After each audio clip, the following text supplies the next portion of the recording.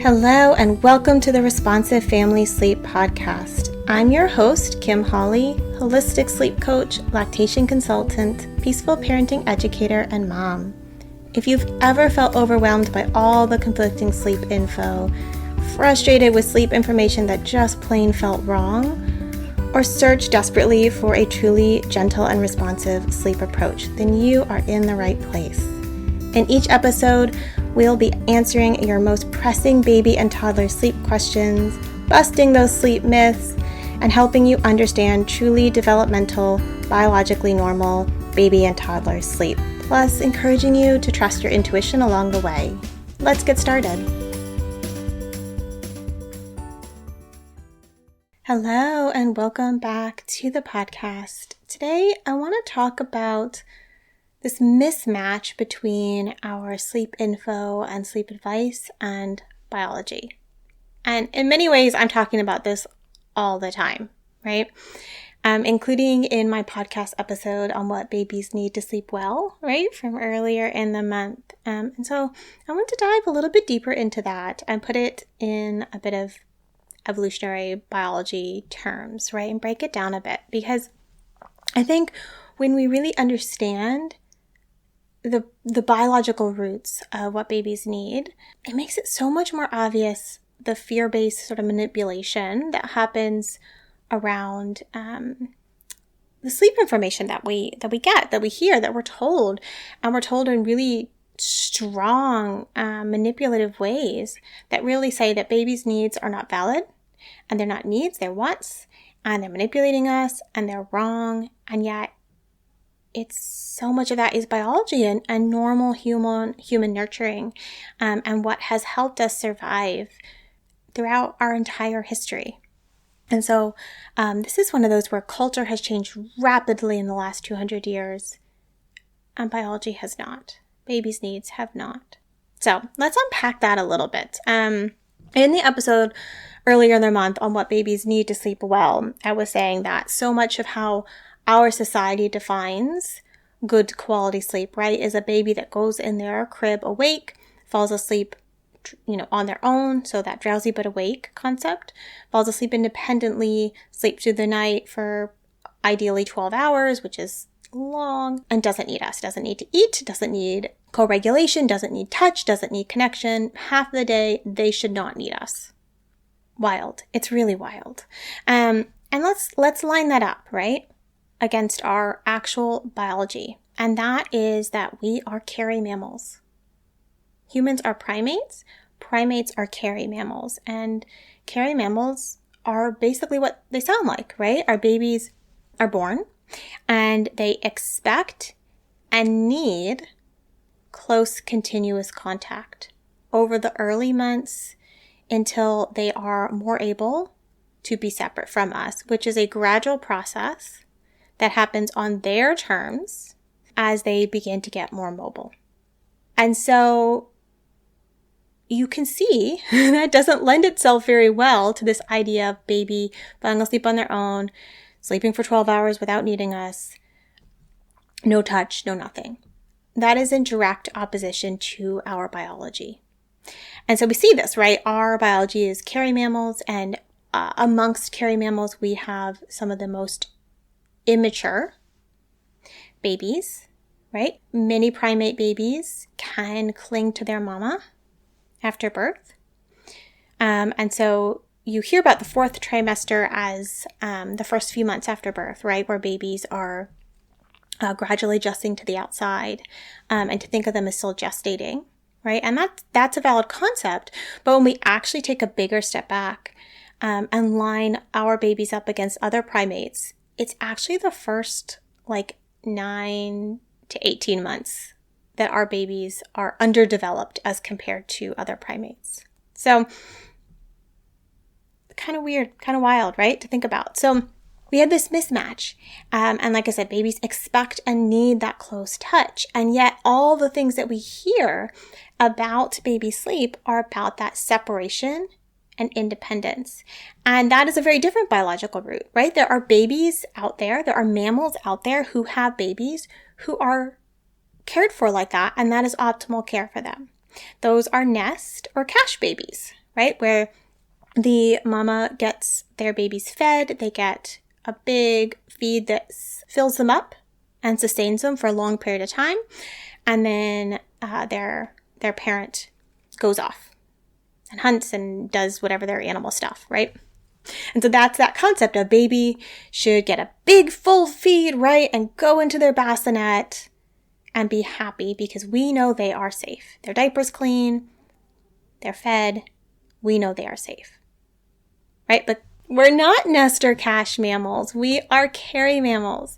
And that means our babies expect frequent feeds to fuel their growth, right? Baby's brain doubles in the first year. So frequent feeds that are designed to fuel that growth, and touch. In a baby's ideal world, right, they would be in arms 24/7. And I am not here telling you that a modern parent can necessarily do that without the village, because it was never one parent or two parents doing that much in-arms care, right? It was always a wonderful, robust circle of loving and invested adults that most of us don't have access to. So, that's just an aside. That's part of how society has really changed on us. But that in-arms, that touch, right?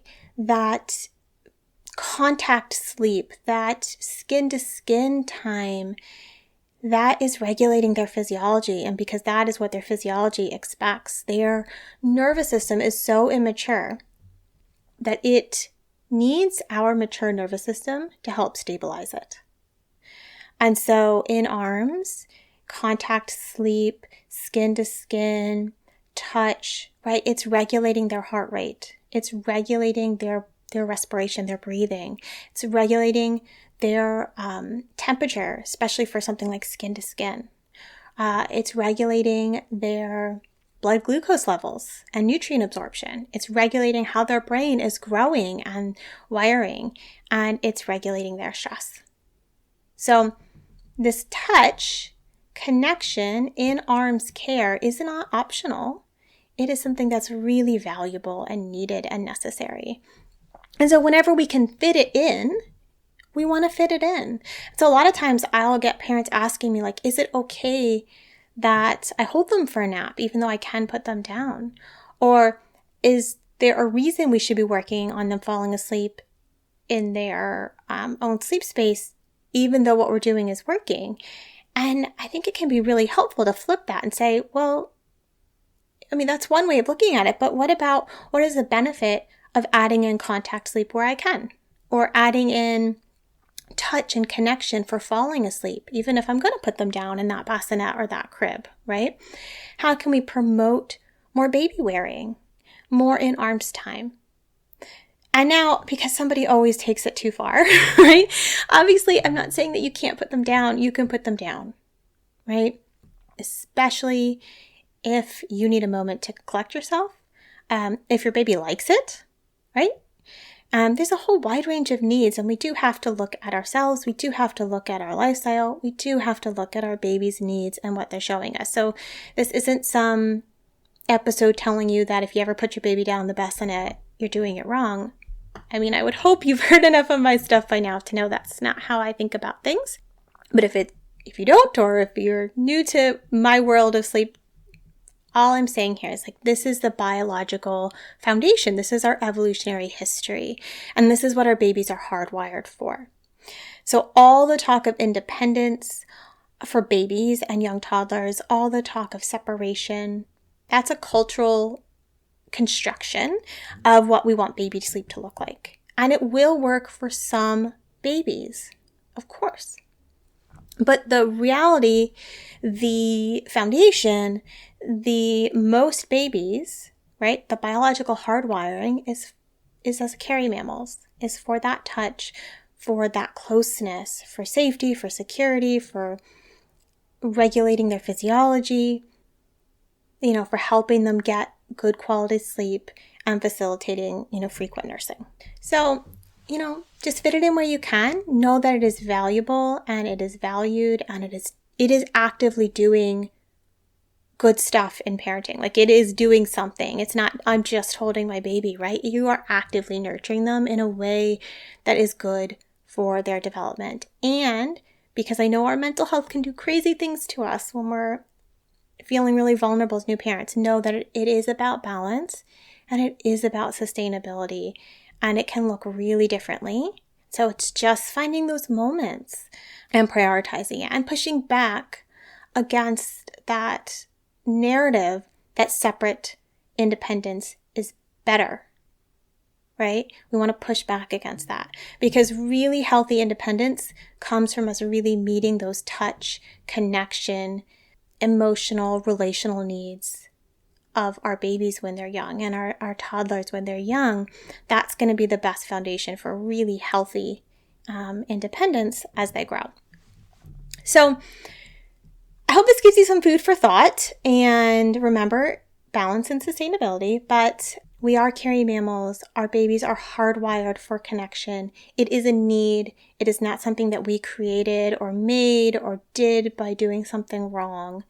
And I think when we can flip the way that we look at sleep, we can see so many more opportunities for snuggles, for connection, for slowing down and relaxing into those moments and really savoring them and finding that balance however it looks best for you and for your family and for your little one. Thank you for joining me today. I hope this episode left you feeling more informed, confident, and encouraged on your sleep journey. And just a reminder before you go that nothing in this episode is individualized to your specific sleep situation, nor is it to be taken as medical advice. Take what resonates, ignore what doesn't, and check with your healthcare provider about any medical concerns. Take a moment to subscribe to this podcast so that you'll never miss an episode. And take a moment to rate, review, or share an episode you love on social media.